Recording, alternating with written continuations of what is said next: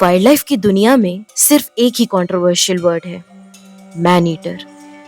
कुछ लोग इसका जी भर के इस्तेमाल करते हैं और कुछ इससे दूर भागते हैं। इंडिया में इस कंट्रोवर्शियल टॉपिक का सरदार है T24 अक्का उस्ताद। शायद ही ऐसा कोई वाइल्ड लाइफ को जानने वाला होगा जिसने उस्ताद का नाम ना सुना हो। जब हम पहली बार रणथंभौर गए थे तो हमने हमारे गाइड से उस्ताद के बारे में पूछा था और उसका जवाब था कि उस टाइगर की हम बात नहीं करते। आज 7 साल बाद किस्मत से उस्ताद के ऊपर एक बहुत अच्छी मूवी भी है और उस मूवी को बनाने वाले डायरेक्टर हमारे साथ भी हैं। चलो फिर टाइगर 24 नाम की डॉक्यूमेंट्री के डायरेक्टर वॉरेन से करते हैं दिल की बात।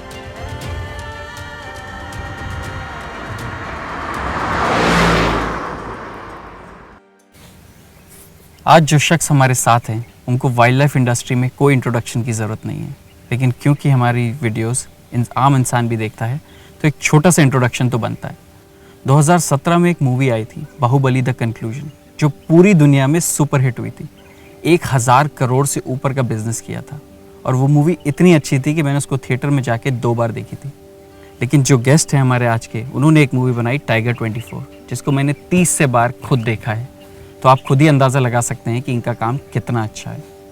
He is an award winning film maker, a successful entrepreneur and most importantly a strong advocate of wild life conservation. Please welcome Warren Pereira. Hi Warren, nice to meet you. Welcome to the Discover Wild Post podcast. It's good to be here. Thank you so much. Thank you. Thanks for watching the film 30 times. No, it's phenomenal. Yeah. Yeah. Like people who know me, they know like it's such a beautiful film. So we'll start with some basic questions, like just know more about you. Let our audience know more about you. So just answer the basic question: who is Warren? Where did he grow up? And what brought him to here in the wildlife in the jungles of Ranthambore? I mean, I grew up in Mumbai, and then I went to school in the U.S., which is why my accent's an American accent. But I didn't do much wildlife when I was younger. But there's a little bit of a backstory. Ironically, my grandfather, we used to hunt tigers when it was legal to do so. Like I think in the 60s and the 50s and all that, and no, probably even earlier 40s. So I heard about tigers vaguely through him. I saw a picture of a tiger skin and all that stuff, but I didn't realize, at the time, the impact of the hunting and the habitat loss and some of the habitat conservation associated with hunting as well. But later on, so many years later that I made a film on Tiger 24 and dealing with these subjects, it's interesting to think back that I sort of have that in my blood in a very ironic way, Yeah. No, that's a good intro. Yeah, and we all have our specific reasons why we all came to wildlife.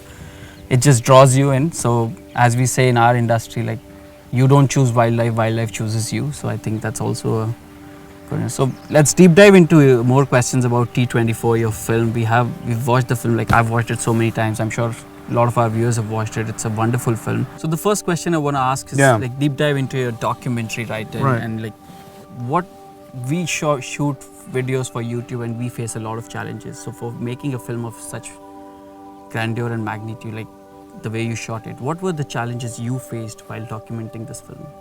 I mean, there's many challenges. I mean, in the origin, it was first finding the subject animal. So I was going around to different tiger reserves, Pandhargarh, Kanha, Ranthambore, and being told to follow tigers with cubs. But I saw this male, he looked right at me, which is now kind of a famous shot.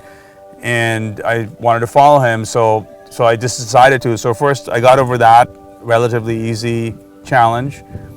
Then of course it was true, it was difficult to follow a male, especially a dominant male with a massive territory. And the challenge initially was, can we just get these shots? Can we just get the behavior, the mating, the hunting, etc. But I think the real challenge came later when he became a controversial tiger. He became the alleged man-eater, got removed, had a huge social media following and a big fight between activists and the government, the state government and the central government, which in this case is the NTCA, because then I realized I had the responsibility of having to make a real conservation film, right? with where it could affect the future of these animals. Because before that, I was like, I just need the shots. It was more, which what most people do. We want to see this, and they post it on Facebook, or even some of the bigger productions just want the behavior and they cut some story together. But I think the real challenge was being true to the story, having a lot of integrity, balancing both points of view, but still creating a movie that was entertaining enough that at least certain audiences would resonate with it and hopefully take home a more realistic and honest conservation message. The other thing I would say, like I've already mentioned that I've watched it so many times. For me, hands down, Tiger24 is the best wildlife documentary. But if we were to ask you, and if our audience wants to know, what would be the 3 documentaries or films you would suggest they should watch after T24? Wildlife or just general? Wildlife. Trophy is a pretty good documentary. Okay. Please note that. Yeah, it was on Netflix for a while, but I don't know where it is now, but it deals with the relationship between hunting and conservation. I think this is not, yeah, so I guess you want only, Werner Herzog, Grizzly Man. Okay. That's a good documentary. Definitely a good documentary. And I was going to say I do like Blackfish because it has that entertainment, but the thing I would like it a little less than some of the other films is it was very one-sided. It was very pro-activist, and not that I'm against activists, but I want to see both sides. Yeah. But Blackfish is that you can definitely learn stuff. It's another one. So yeah, I would see those 3 are pretty good. Okay. Yeah. Those are pretty good suggestions. I've not watched all 3 as well, so something to take home for me as well. Okay, let's move on to the next one. What's the best compliment you've received for T24 so far? And we just need one. So hard to say because it's been such a long journey. It took me 10 years to make the film. My whole life was passing by me as I was doing this. So it's, when I was editing it and I was dealing with, with trying to get it on a streaming service like Netflix or whatever, and it wasn't happening. I had a filmmaker friend of mine, Pat Carew, who watched it and watched a rough cut without the color and sound. He said he'd never seen it before, and he was like, "Oh, it's really good, and you're really having a genuine impact on conservation." So that was definitely a good one. Valmik Thapar liked it, and I wasn't sure if he would like it, So it was good that he did, and a lot of people who are on the ground. Like I had a screening, I guess I would say the screening I had in Jaipur when I actually had the forest department come, the field director, the former field director, Rahul Bhatnagar, YK Sahu, and I was afraid what they would think because it shows stuff even against them. Yeah. And they appreciated the neutrality, the detail, and I just think the idea of getting huge people from the forest department to show up for a filmmaker screening, to me that was a compliment, as well. And so I'm probably missing something, but I think anything around this idea that I told a genuine conservation story that actually depicts the ground reality of conservation in Ranthambore, but still is somewhat entertaining, to me that's sort of the compliment I want, and I've gotten that from different people in different versions. No, that's amazing. Yeah, all those compliments. It means a lot to a filmmaker. I can totally resonate with that. Okay, thanks for the answer. Let's move to the next one. So, Ustad's story, the whole documentary, it has a lot of moments of sadness, right? There's sadness all around. The villagers losing their loved ones. There are people who lost their lives. There's a tiger who lost his territory. There's a tigress with cubs, Noor, who lost his partner like all of a sudden. There's a lot of sad parts. What, according to you, what for you was the saddest part of the entire Ustad story? I mean, personally, when he was first removed, I was very upset. But if you look at it, that's kind of being a little selfish because you're focused on your, fantasy relationship with this animal who probably has, no idea what you're thinking about him, right? Yeah. So I felt upset, but I think what's sad is the struggle that we deal with between, the gap between people thinking they know what the solution is and they try to make it black and white. They say, okay, the forest department was wrong, or the forest department says the activists are wrong, we did the right thing. The truth is when you do enough of that black and white stuff, you cannot really help conserve tigers because there is no gray area.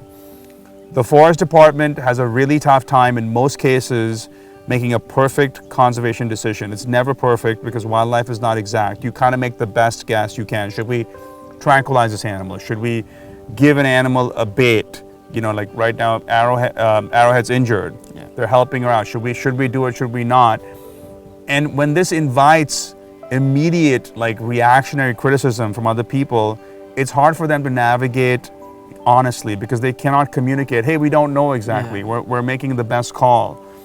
So to me, I think that was, you know, also very sad. But then obviously Noor not having T24, the whole park dynamic changing, the fighting between these two sides, and I've become friends with both sides, and so that was really tough. So yeah, there's a lot of it around, but you know, how much I feel bad for Noor does not reflect necessarily what she's going through, because tigers are territorial, they are animals, they are opportunistic, they will move forward. But I don't want to say it wasn't sad for her because she did spend a lot of time with T24, you know. No, no, that's a wonderful answer. And then I also heard in one of your interviews you said there's no clear solution, which is managing the situation well, Right. trying to manage Right. it as well as the FD can or anyone can. No, thanks for that answer. Okay, so a lot of videos we shoot every day. Once we think we've done a good job. Sometimes you're like, okay, we're tired, let's just post it. But our case is different. But for a documentary of such sort, there's always a time when you watch it again, you feel like there's something different I could have done. So what about Tiger24 you feel you could have done differently? Or if you were to go back in time, what would be that one thing you would want to change? Well, we used too many cameras because it spanned 10 years. And then also, you know how this is, I'm sure you go through this new camera's out, you want to try it, it's got a better codec or something, and XAVC or S-Log3 or whatever, and then you're like, oh, what have I done? And you keep saying, I'm going to finish it on this one, then you get another camera. So I would have probably limited the number of cameras because it makes post really difficult, color correcting, balancing things. Of course, I shot primarily in log and wide gamut, so I have more flexibility. Also, trying to communicate to everyone on the crew who are great, like what the vision is, because everyone has their own bias. Most of the beautiful shots are when your lens is wide open, 2.8 for example, and then you have like the background out of focus. In the case of T24, I purposely had a lot of shots in deep focus because I wasn't just trying to make a beautiful film. I was trying to communicate a relationship between the space that animals occupy and that humans occupy. So if I've got a tiger in the frame, and if I only keep that tiger in the frame, it'll look beautiful. But if I show the background also in focus, now his territory is a character in the film. So that if you look at T24, there's a lot of deep focus shots for that reason. Also, it looks a little more real because it's how your eye sees, you know, especially in the daytime. So those decisions, you know, were important to communicate.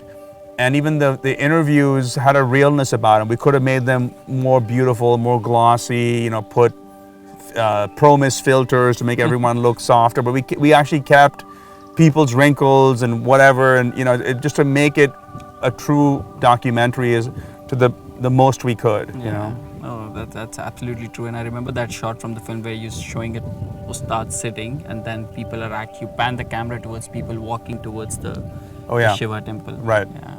Right. No, that's true. No, thanks for that. Let's move to the next one. You mentioned at the start of your documentary that you'd heard about this tiger who's probably killed people. And then at some point you were actually, when you started documenting him, there's a shot when you're talking about him with the kill in the background. So at any point of time during filming the documentary or during your safaris, did you ever feel a bit scared? Or if not scared, did you ever feel the difference between, oh, this is Ustad, his behavior in the wild is very different from multiple tigers I've seen? Like, did it have any touch of the fact that you can say, okay, no, the difference might not be just because he's killed people, but was there anything different in the behavior you ever felt, or you felt scared? Okay, this. I mean, he had more of an edge to him, you know, and I mean, there were many times when I found him really sweet, but he also had, like, his eyes had more of an edge to him. And many people have photographed his eyes, and he would also give you a lot of direct looks. So there was, I think tigers have personalities. He was more dominant, he was more aggressive, but also he showed a tenderness, you know, with his cubs, as you've seen in the film, and I've seen a lot even beyond the film, obviously. Did I feel scared? I mean, one time, May 2014 schedule, the shot's not in the film, he came right up to the Jeep, and he kind of woke up, and he was like within, like, you know, I think it's super close, I don't even know what it is, like 5 feet or something, and we slowly moved the Jeep back, but he wasn't trying to charge us or anything like that. So in general, no, in general, I looked forward to filming him. I was happy when he was around. I was happy when he was close enough to make a beautiful shot, which you don't really need. You know, if the tiger's within 50 feet, you get a beautiful shot. In fact, you get more beautiful shots because you can give the animal their space and frame properly, etc. So yeah, not really. I didn't really feel scared. And in general, I think, you know, tigers, their attacks on Jeeps are incredibly rare. Although now it is something to be concerned about because people are getting closer and closer to tigers. Yeah. And so they're being conditioned to come closer to the Jeeps. So that's not the tiger's fault. I think it's something where the tourism rules, which say to keep a safe distance, should be applied more. Yeah, no, that's true. And talking about him coming close to the Jeep, we also had an experience where we startled this tiger. We were like clueless about whether we'll see anything. We were in zone 6 right here. There was the tiger called T128, son of Ladli, who's I think he's been moved from here. Suddenly on top of the hill, he just came up close and he got startled. And unfortunately, we were sharing a Jeep with a couple of tourists who didn't know wildlife that much. And they were video calling their family, getting excited, phones on loud mode, playing songs. So all these things, they really startled the tiger. He's not really attacking you per se. It's more of a warning sign that leave my territory, just leave me alone, this is mine. So that's what we call mock charge. It's a very famous term in wildlife. So the word mock is used because he's not trying to kill you or take you down. It's just a warning sign. That did not happen with you, but just want to share with the audience that these are the things which happened. We posted a complete video on that, got around 2 million views as well. So yeah, things like these happen, but just remember, like as Warren said, respect wildlife, look at them at the distance, but if ever comes a situation when they're up close, maintain the decorum, maintain the silence, and just slowly move back. Yeah, I mean, definitely. I think if you respect wildlife, respect their space, you have a better viewing, a better memory, and I think a better emotional state, because trying to get these shots up close and trying to come close to an attack, which a lot of people try to do to say they're, oh, look at me, here's the selfie with the tiger in the back. It's really like trying to eat like a lot of like ice cream or bacon or something at one shot and getting that immediate like pleasure, as opposed to a more sustained, you know, a spiritual state. And I think that's how you should, like I took my parents to the tiger reserve for the first time on this trip, and they saw a wild tiger for the first time up close yesterday, and my mom was not filming. She just wanted to see the tiger with her eyes. I really respected that and envied that, because I haven't had that opportunity. I'm always filming. But if people can take the time to do that, you're actually like looking at a beautiful beast. You're looking at some of the last of their kind. It's really a moment you should take in and cherish, and not try to get gratuitous about it and pretend you were so close and that you were so edgy by doing that, which is really annoying to me, because you're really not edgy doing that. I mean, I've walked in the core. I've walked in the tiger's territory. If someone wants to do that, they should come walking with me and experience what it's like to actually be vulnerable in a core area. You know? No, that's true. And lucky for me, I have a team member who's behind the camera all the time, so I get to see the tiger with my naked eyes, and that's all I ever want to do. I rarely use my phone.